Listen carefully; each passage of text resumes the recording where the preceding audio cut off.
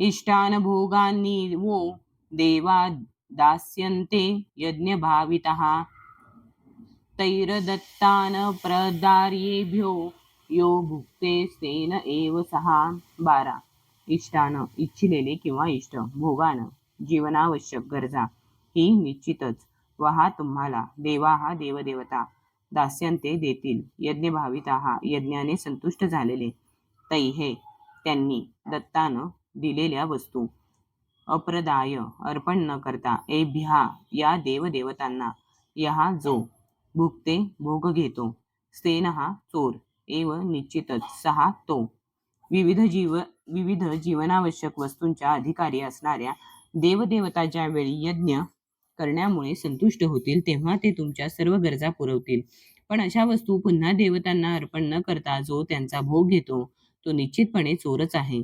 तात्पर्य: भगवान श्री विष्णू यांच्या वतीने जीवनावश्यक वस्तूंचा पुरवठा करणारे त्यांचे प्रतिनिधी म्हणून देवतांना अधिकृत करण्यात आले आहे.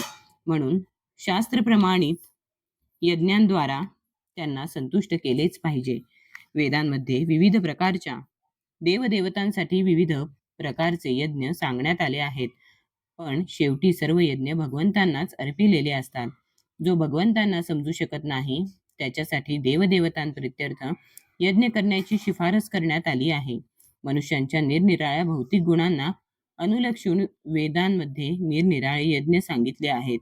निरनिराळ्या देवतांचे पूजनही याच तत्वावर म्हणजेच विविध गुणांवर आधारित आहेत. उदाहरणार्थ मांसाहारी लोकांना काली देवीचे पूजन करण्यास सांगितले आहे.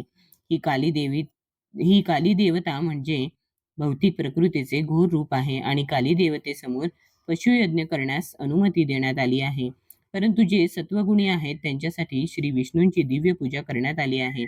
तथापि सर्व यज्ञांचा उद्देश आध्यात्मिक स्थानाप्रत क्रमशः उन्नती करण्याचा आहे. साधारण मनुष्यांसाठी निदान 5 यज्ञ ज्यांना पंचमहायज्ञ म्हटले जाते ते आवश्यक आहेत.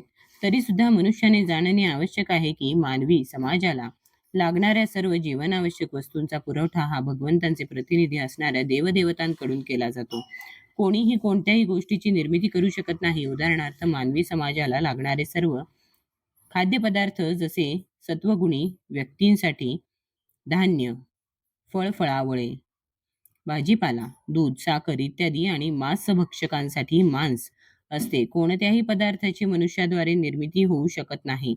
तसेच उष्णता, प्रकाश, पाणी, हवा इत्यादी ज्या जीवनावश्यक वस्तू आहेत त्यांपैकी कोणत्याही गोष्टीची निर्मिती मानव समाजाद्वारे होऊ शकत नाही.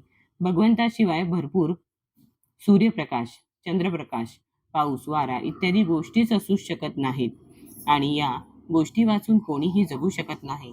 यावरून स्पष्ट होते की आपले जीवन भगवंतांकडून होणाऱ्या पुरवठ्यावर अवलंबून आहे. आपल्या उद्योगधंद्यासाठी सुद्धा आपल्याला धातू, गंधक, पारा, मॅंगनीज इत्यादी अनेक प्रकारचा कच्चा माल तसेच इतर अनेक वस्तू आवश्यक आहेत. या गोष्टींचा योग्य उपयोग करून आपण आत्मसाक्षात्कारासाठी धडधाकट आणि निरोगी राहावे. याकरिता भगवंतांच्या प्रतिनिधींद्वारा या सर्व गोष्टी पुरविल्या जातात. आत्मसाक्षात्काराची परिणती भौतिक अस्तित्वाच्या संघर्षातून मुक्त होणे या जीवनाच्या अंतिम ध्येयामध्ये होते. जीवनाचे हे ध्येय यज्ञ केल्याने प्राप्त होते. आपल्याला जर मनुष्य जीवनाच्या ध्येयाचे विस्मरण झाले आणि आपण केवळ इंद्रिय तृप्तीकरिता भगवंतांच्या प्रतिनिधींकडून वस्तू स्वीकारल्या आणि भौतिक अस्तित्वात अधिकाधिक गुरफटत गेलो तर निश्चितच आपण चोर ठरतो आणि सृष्टी निर्मितीचा हा हेतूच नाही. म्हणून भौतिक प्रकृतीच्या नियमाद्वारे आपल्याला शिक्षा होते. पूर्णपणे भौतिक दलदलीत रुतलेल्या भोगवादी चोरांचा समाज हा कधीच सुखी होऊ शकत नाही, कारण त्याला जीवनामध्ये ध्येयच नसते. त्यांचे लक्ष फक्त इंद्रिय तृप्तीच असते. तसेच यज्ञ कसे करावे याचेही त्यांना ज्ञान नसते. याकरिताच श्री चैतन्य महाप्रभूंनी अत्यंत सहजसुलभ संकीर्तन यज्ञाचा प्रारंभ केला.